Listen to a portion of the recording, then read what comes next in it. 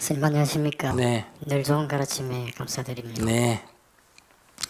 저는 질문하시는 분들 보살님들이 많은데요. 그 질문 내용을 듣고 이 바라는 마음이 저 아내에게 자꾸 이래 올라오고 그러면서 자식을 옳게 바르게 키우려면 아버지가 해야 될 일이 하나도 없다 싶은 생각이 들어서 과연 아버지는 어떤 식으로 있어야 되느냐 이런 것을 이제 스님께 좀 질문 드리고 싶습니다. 아버지는 부인한테, 애 엄마한테 잘해주는 거.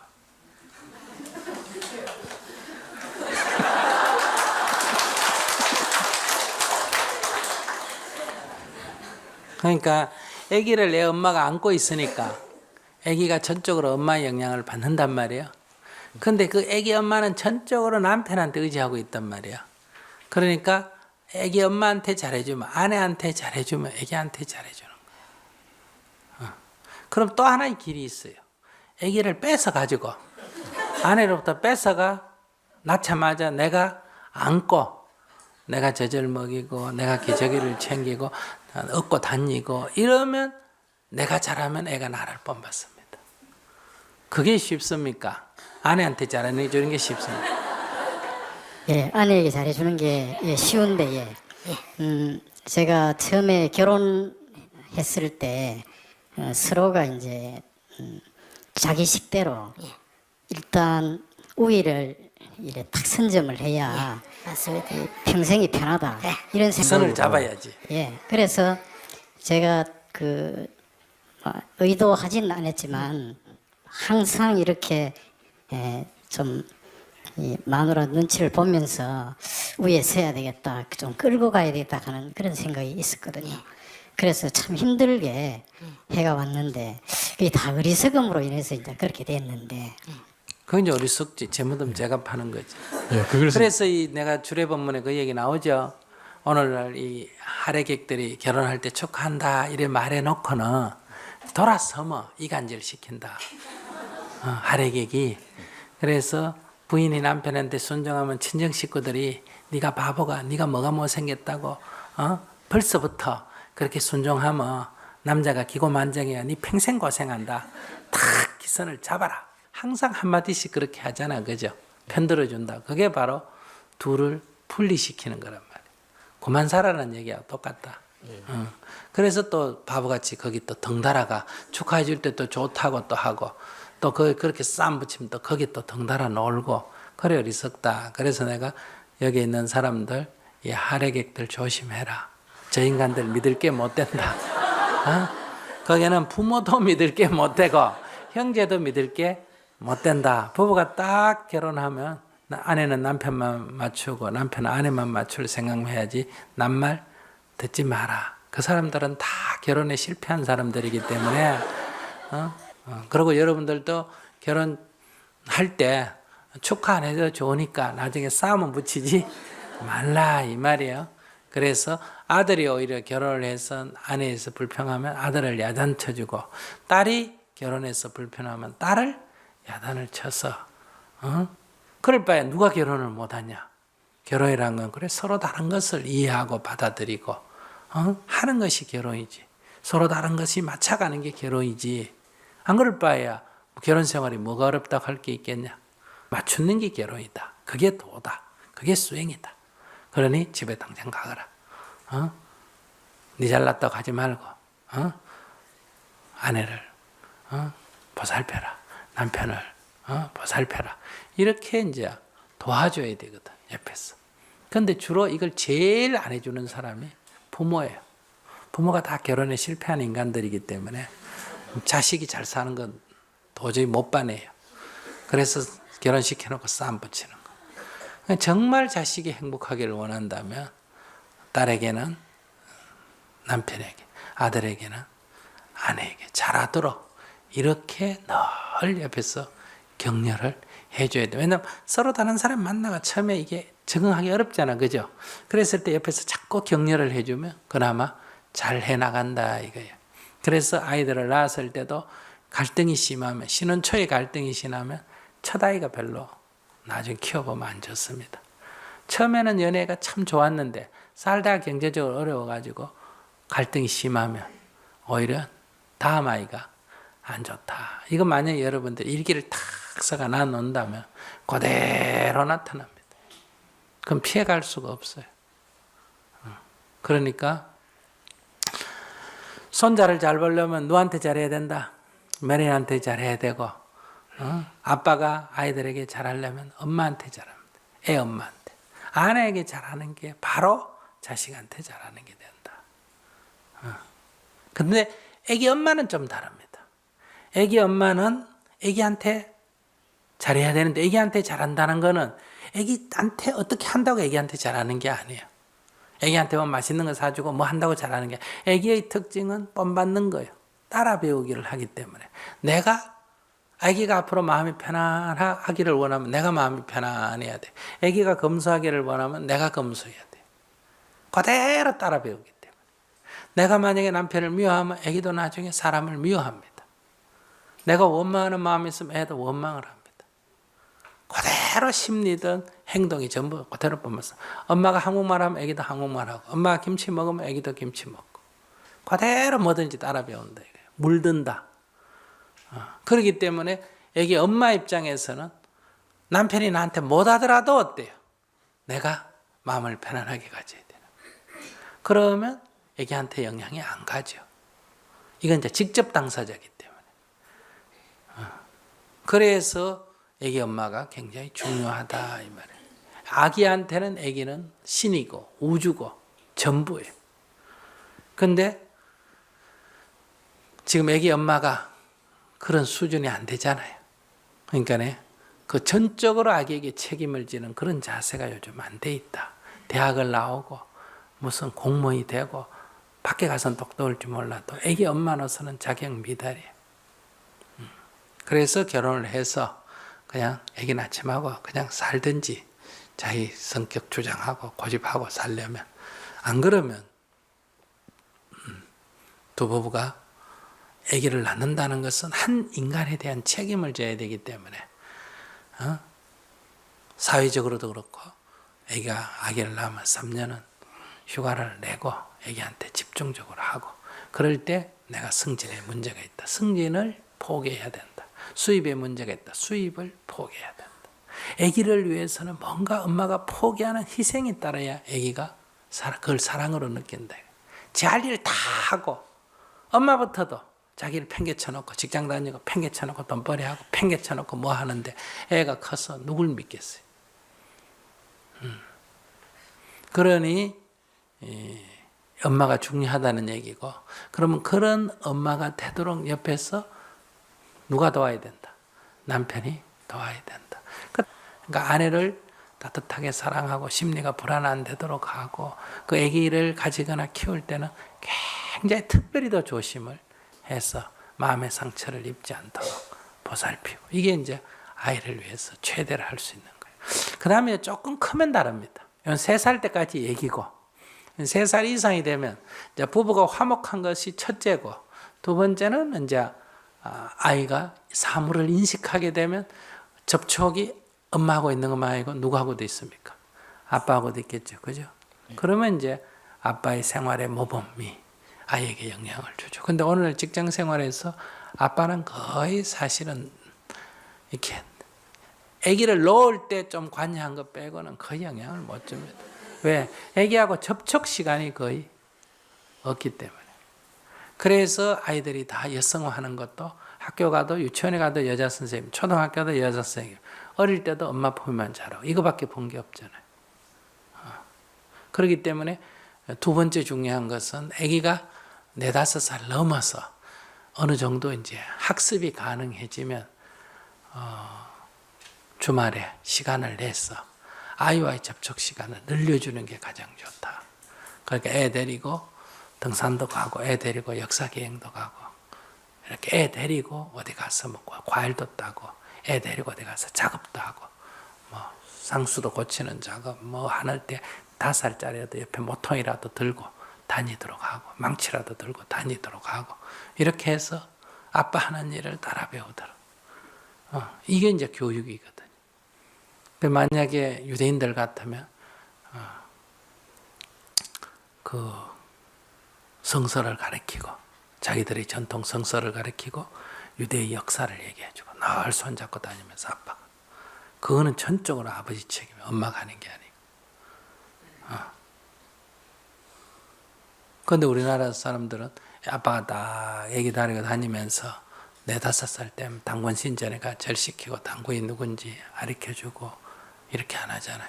불교 신자라 가면 늘 불경을 읽어주고 하나씩 조금씩 가르쳐주고 얘기식으로 풀어주고 그런 역할을 안 하잖아. 그런데 뭐 자기가 신앙이 없고 자기가 민족의식이 부족하기 때문에 그래서 이렇게 혼란스러운 거예요. 그러니까 압박해야 된다면 이제 그런 거 해야죠. 이렇게 마음이 담는 건 누굴 담다? 엄마를 담아요. 그 다음에 이제 이 어떤 행동 규범, 어떤 의식 이런 거는 이제 아빠가 교육을 해야 될 일이지. 아빠 교육이란 게 없죠, 우리나라는. 거의 포기하고 사니까. 그래서 아이의 마음을 위해서는 아내한테 잘해주는 게 아이의 마음을 안정시키는 거고, 그 다음에 아이의 어떤 사물의 인식을 좀 넓게 가지도록 해주는 것은 이제 아이와의 시간을 가지면서 조금씩 하는 거. 너무 의식적으로 가르치려면 안 되고 자연스럽게 이렇게 빼야 돼요. 오늘 여기까지 하겠습니다.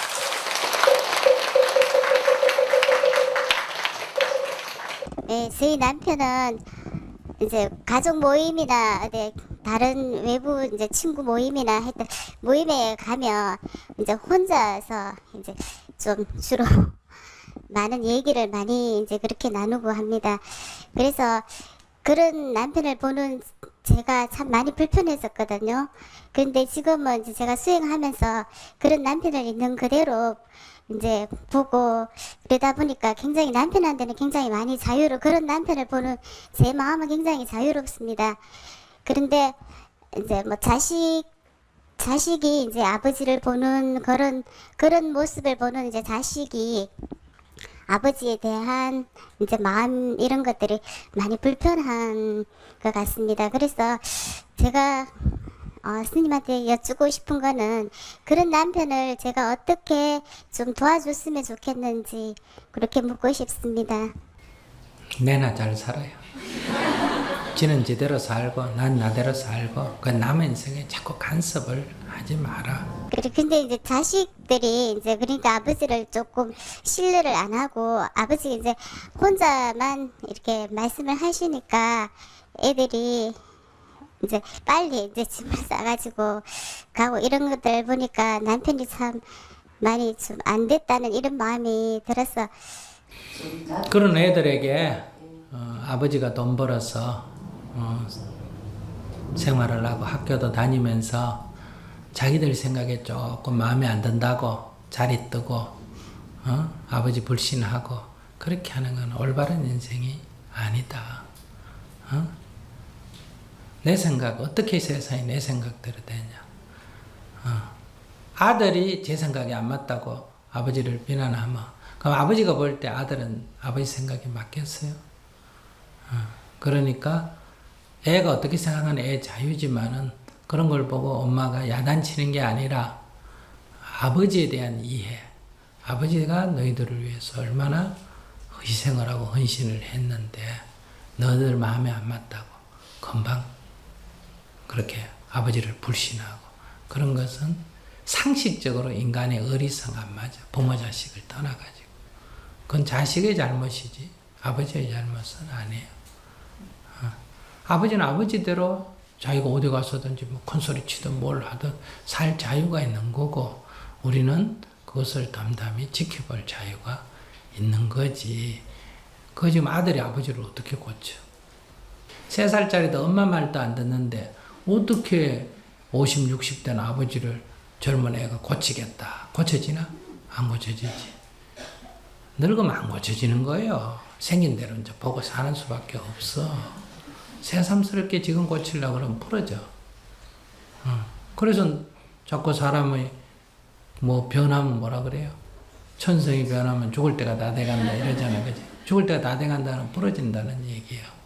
항상 내 마음을 닦아야지 남을 고치려고 하지 마라. 나도 내가 안 고쳐지는데 어떻게 지금 남을 고치겠느냐. 정말 남편을 위해서 도움이 되도록 하겠다 싶으면 부인이 평소에 하루에 몇 시간씩 남편 얘기를 들어줘야 돼요. 남편이 부인 낳아놓고 자기 하고 싶은 얘기 막 실컷 하도록. 그렇게 해서 내면에 스트레스가 없으면, 하고 싶은 얘기가 없으면 밖에 가서 좀 덜 하게 됩니다. 오히려 고쳐주려면 그렇게 해야 돼요. 그래서 항상 남편이 뭐라고 하면, 예, 그래요. 아이고, 당신 말이 맞네요. 아이고, 또 그 다음에 어떻게 하면 돼요. 이렇게 옆에서 장단 맞추듯이 해서 항상 얘기를 실컷 하도록. 더 이상, 예를 들면 가족 모임에 가서 할 얘기를 미리 다 어때요? 나한테 불편이든 뭐든 다 해버리면 거기 가서 두 번 하기가 쉽지가 않거든요. 하다가도 좀 줄어들어요. 근데 그걸 다 못하기 때문에 거기 가서 하게 되고, 뭔가 심리가 억압이 되어 있기 때문에 거기 가서 하게 되는 거예요. 그래서 여러분들 남편 중에도 이런 분이 있죠. 평소에는 말이 없고 조용하다가 술만 먹으면 어때요? 말이 많은 사람 있고, 혼자 있을 때는 별일, 둘이 있을 때는 별일이 없다. 대중들이 많이 모인 자리에 가면 떠드는 사람. 그러니까 둘이 있을 때는 말이 많다가 대중들이 있는 데 가서는 말이 없는 사람이 있고, 또 정반대 되는 사람이 있단 말이에요. 그러면 이 사람은 어릴 때, 자랄 때 뭔가 어느 순간에 계기가 있어서 자기가 말을 했는데, 자랑삼했는데, 선생님한테 야단 맞았던, 부모한테 야단을 맞았던, 좀 속된 말 내가 쫑꼬를 먹어가지고 탁 말문이 막혀버려요. 그러면 늘 말하고 싶은 생각이 목구멍에 들어오되 말이 입 밖으로 잘 안 나와요. 또 야단 맞는다 하는 그런 강박관념 때문에. 그런 사람이 술을 먹어야 얘기가 나옵니다. 술을 먹으면 말하고 싶은 무의식의 세계가 더 주도적으로 작용하거든요. 그래서 말이 많아지는 거예요. 술 한 잔 먹으면 말이 많아져요. 그러니까 처녀 때 사랑을 고백할 때까지 한 잔 먹고 하는 사람이 있죠. 그럼 한 잔 먹고 술 먹은 집에 얘기한다, 뭐 이 사람이 술 기운에 한다, 뭐 사랑이 없이 한다, 이게 아니라, 이 사람은 심리가 억압되어 있는 사람이구나. 이걸 딱 꿰뚫어 봐야 돼요. 몰라서 다 인생이 이게 피곤한 거예요. 한 잔 먹으면 얘기가 많다. 심리가 억압되어 있구나. 그러면 이 사람은 나중에 나이가 들면 어떠냐. 술이 취하면 고장난 레코드판이 계속 돌아가는 거예요. 이럴 때 이제 듣기 싫다고 이제 아글아글 쓰죠. 또 시작이다. 또 그 말이다. 술 좀 그만 먹어라. 맨날 먹으면 했던 소리 또 한다. 이렇게 되면 이제 어릴 때는 부모한테 야단 맞거나 선생님한테 야단 맞으니까 자기 말이 좀 억압이 돼도 항의를 못 합니다. 근데 지금은 이제 그걸 억압하는 사람이 누굽니까? 자식이거나 아내잖아요. 그죠? 그러면 이게 저항을 하죠. 오히려 집어 던지거나 행패를 피운다. 그래서 안 고쳐져요. 그러니까 그런 사람 하고 살기 싫거든 안녕히 계십시오 하고 조용히 없어지는 게 좋습니다. 두 번째, 그런 사람하고 그래도 같이 살아야 된다고 생각하면 받아줘야 돼요. 그걸 계속 받아줘요. 계속 받아줘서 그게 심리가 풀어져야 됩니다. 그래야 고쳐져요. 근데 뭐 내 살기도 바쁜데 그 술 먹고 헛소리하는 거 어떻게 다 들어주노? 이렇게 생각하기 때문에 계속 싸우면서 죽을 때까지 사는 거예요. 그러니까 길은 두 가지예요. 살려면 들어주고 풀어주는 게 좋고, 못 살겠거든 안녕히 계십시오 하고 헤어지는 게 좋고. 선택이에요. 내 선택이에요. 그 사람 비난할 필요가 없어요. 오늘 비가 오는데 갈까요 말까요? 나한테 이런 물어봐. 그건 너 문제야. 가고 싶으면 우산 쓰고 가면 되고, 가기 싫으면 비 핑계 잡고 안 가면 되고, 그건 내가 해줄 수 있는 얘기가 아니에요. 간다면 어떻게 가겠냐면 우산 쓰고 가라, 장화 신고 가라. 이건 내가 해줄 수 있는 얘기고, 안 간다면 어떻게 하느냐. 그건 내가 해줄 수 있는 얘기지만 가고 안 가고는 여러분들 각자가 선택하는 거예요. 살고 안 살고는 여러분 문제예요. 스님은 살아라 안 살아라 이런 말 할 필요가 없어요. 살려면 이렇게 해라. 안 살려면 이렇게 해라.